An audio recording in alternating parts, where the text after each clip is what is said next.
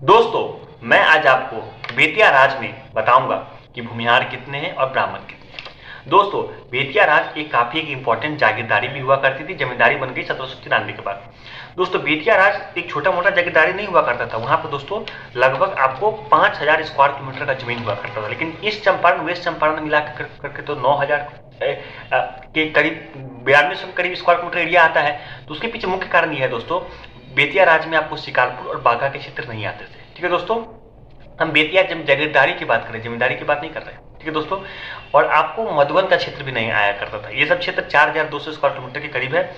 बाकी एरिया दोस्तों आपको 5000 स्क्वायर किलोमीटर के करीब है। तो ये एरिया आया करता था।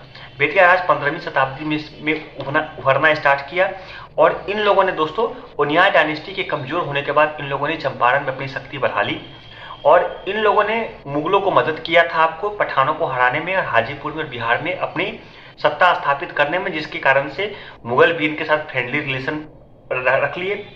इनका हमेशा विवाद हुआ करता था आपको दरभंगा राज के साथ, जो कि लंबा समय तक चला, 100 साल तक चला। फिर बाद में छत्र सिंह ने और आपको बेतिया के राजा ने, दोनों ने मिलकर समझौता कर लिया, और समझौता कर लेने के बाद विवाद खत्म हो गया। फिर बागमती नदी के बाद शिवहर तक सीमा इसकी फैल गई थी। हम बेतिया राज में देखते हैं कि ब्राह्मण कितने हैं और भूमिहार कितने हैं। दोस्तों, बेतिया राज के जो राजा थे उनके बारे में राम प्रकाश शर्मा नाम के जो आपको हिस्टोरियन थे, उन्होंने कहा था कि वो लोग उनियार डायनेस्टी से उभरे हैं, लेकिन ये धीरे धीरे करके लोग भूमिहार आइडेंटिटी में शामिल हो गए, ना कि ब्राह्मण आइडेंटिटी में शामिल हो गए। ठीक है दोस्तों, हम बेतिया राज में देखते हैं भूमिहार कितने हैं, ब्राह्मण कितने। मैं पहले बता देता हूँ, बेतिया राज के क्षेत्रों में दोस्तों ब्राह्मण की आबादी भूमिहार से ज्यादा है। ठीक है, कैसे ज्यादा है मैं बता देता हूँ दोस्तों। देखिए, बेतिया के क्षेत्रों में दोस्तों 39.35% आपको भूमिहार है, तो 60.65% लोग ब्राह्मण है। ब्राह्मण की आबादी ज्यादा है। दोस्तों, पहले आपको वेस्ट चंपारण डिस्ट्रिक्ट में 3 ही क्षेत्र हुआ करता था, बाघा का क्षेत्र, शिकारपुर का क्षेत्र और बेतिया का क्षेत्र। बेतिया का क्षेत्र लगभग 1400 स्क्वायर किलोमीटर का ही क्षेत्र हुआ करता था। 39.35% भूमिहार है, तो 60.65% दोस्तों ब्राह्मण है। ब्राह्मण की आबादी बेतिया में भूमिहार से ज्यादा है। ठीक है दोस्तों, अदापुर की बात करें, जो कि आपको ईस्ट चंपारण में पड़ता है। अदापुर, मोतिहारी और ढाका 3 तरह के क्षेत्र हुआ करते थे, और आपको गोविंदगंज, केसरिया और मधुबन 6 तरह के क्षेत्र हुआ करते थे आपको ईस्ट चंपारण डिस्ट्रिक्ट। मधुबन को छोड़कर पूरा ईस्ट चंपारण आपको बेतिया राज के अंदर आया करता था। दोस्तों, एक बार नोट कीजिए, जो कि आपको बूढ़ी गंडक नदी है उसके ऊपर का क्षेत्र है आपको ढाका, अदापुर और मोतिहारी। ठीक है दोस्तों, अदापुर में बात करें तो 32.26% लोग भूमिहार है, तो 67.74% लोग ब्राह्मण है। ब्राह्मण की आबादी भूमिहार से ज्यादा है अदापुर के क्षेत्रों में। ठीक है दोस्तों, अगर मोतिहारी की बात करें दोस्तों तो 43.8% भूमिहार है, तो 56.92% लोग ब्राह्मण है। मोतिहारी में भूमिहार की आबादी कम है ब्राह्मण से।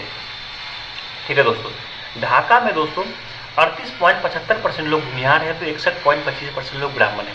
ब्राह्मण की आबादी 60-40 में चल रहा है इन क्षेत्रों में। ठीक है दोस्तों, तो हमने आंकड़ों से स्पष्ट रूप से देख लिया है। भूमिहार में लोगों का कहना था कि ब्राह्मण लोग भी एडेड हो गए हैं, वही कि बाबर नाम में ऐड हो गए, बाद में भूमिहार आइडेंटिटी बढ़ा तो लोग वापस ब्राह्मण में चले गए। ठीक है दोस्तों, अब हम बूढ़ी गंडक के नीचे के क्षेत्र को देख लेते हैं कि वहां पे क्या कंडीशन है दोस्तों।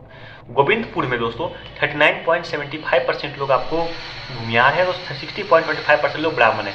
गोविंदपुर में आपको ब्राह्मण का काफी संख्या ज्यादा है, वो ब्राह्मण डोमिनेट एरिया माना जाता है। ठीक है दोस्तों, केसरिया में 61.87% लोग भूमिहार है, तो 38.13% लोग ब्राह्मण है।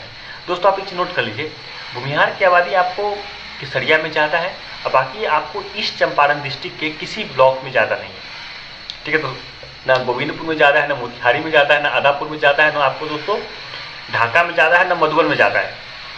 अगर वेस्ट चंपारण की बात कर ले तो उसमें ना शिकारपुर, ना बाघा, ना बेतिया, किसी में ज्यादा नहीं है। भूमिहार की आबादी बस केसरिया में ज्यादा है। और आप ज्योग्राफी देखिएगा तो केसरिया का आपको मुजफ्फरपुर से चिपका हुआ एरिया है। मुजफ्फरपुर से चिपका हुआ एरिया तो मधुबन भी, लेकिन मधुबन में भूमिहार की आबादी बेहद कम है। ठीक है दोस्तों, राज होना अलग मैटर है और आबादी होना अलग मैटर है। शिवहर की बात हम नहीं कर रहे हैं। बेतिया राज में 5000 स्क्वायर किलोमीटर का क्षेत्र हुआ करता था। बेतिया राज 3 भागों में बट गया, मैं बता ही चुका हूँ। जब चंपारण राज 3 भागों में बट गया, एक बेतिया राज, दूसरा आपको मधुबन राज और एक शिवहर राज। हम मधुबन और शिवहर के क्षेत्रों को नहीं काउंट अप कर रहे हैं। और मधुबन और शिवहर के क्षेत्रों को भी हम बात कर ले दोस्तों, तो वहां पर भी दोस्तों आपको भूमिहार और ब्राह्मण की में आपको ब्राह्मण की आबादी ही भूमिहार से ज्यादा है। भूमिहार की आबादी ज्यादा नहीं है मधुबन और आपको बेतिया के, मधुबन और शिवहर के क्षेत्रों में। दोस्तों, हम आपको बताते हैं, जो शिवहर राज हुआ करता था, जब जागीरदारी हुआ करती थी, तो वो 525 स्क्वायर किलोमीटर का वो क्षेत्र हुआ करता था। वो एक छोटा मोटा क्षेत्र नहीं हुआ करता था। ठीक है दोस्तों।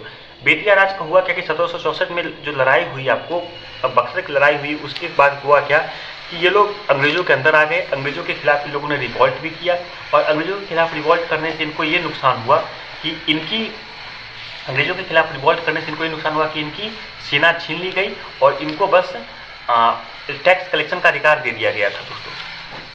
दोस्तों हम चंपारण राज के आपको दो और राज के बारे में जान लेते दोस्तों, एक है मधुबन और एक है शिवर। दोस्तों मधुबन छोटा सा हुआ करता था, जिसमें 34.10% लोग भूमिहार थे तो 65.90% लोग ब्राह्मण थे। मधुबन में भी आपको ब्राह्मण की आबादी भूमिहार से ज़्यादा है। दोस्तों हम शिवर का भी क्षेत्र की बात कर लेते हैं। शिवर राज जो कि 525 स्क्वायर किलोमीटर में हुआ करता था, जो कि आपको मतलब रीगा का भी क्षेत्र हुआ करता था, ठीक है, शिवर का भी क्षेत्र हुआ करता था। फिर बाद में उसको रीगा आपको सीतामढ़ी में एडप्ट हो गया, अलग बात है। 39.38% लोग भूमिहार है तो 60.62% लोग ब्राह्मण है। 60% के एवं ब्राह्मण आपको शिवहर में भी है और आपको मधुबन में भी है। दोस्तों आंकड़ों से अपने स्पष्ट देख चुके हैं आपको कि तीनों राज्य में भूमिहारों की आबादी आपको ब्राह्मण से नहीं ज़्यादा है, बस एक केसरिया में तो ज़्यादा है। ठीक है दोस्तों, अब तो 3 लोकसभा क्षेत्र पड़ता है, एक आपको वेस्ट चंपारण पड़ता है, एक आपको पूर्वी चंपारण पड़ता है, एक आपको शिवहर पड़ता है। ठीक है दोस्तों, और एक आपको वाल्मीकि नगर भी पड़ता है। वाल्मीकि नगर नहीं पड़ता है आपको बेतिया राज के क्षेत्र में। ठीक है दोस्तों, शिकारपुर के क्षेत्र में दोस्तों राजपूत लोग का रूल हुआ करता था, जो कि चित्तौड़गढ़ से आए थे। और दोस्तों आपको एक शिकारपुर में नरकटियागंज के क्षेत्र में दोस्तों आपको शिकायत लोग का रूल हुआ करता था। बाघा में दोस्तों छोटे छोटे सामंत हुआ करते थे। ठीक है दोस्तों, अब हम बात कर ले तो कितनी है बेतिया राज्य में भूमिहार की आबादी।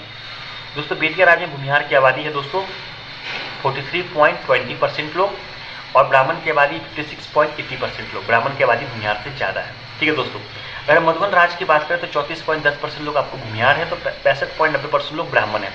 शिवहर की बात करें तो 39.38% लोग आपको भूमिहार है तो 60.62% लोग आपको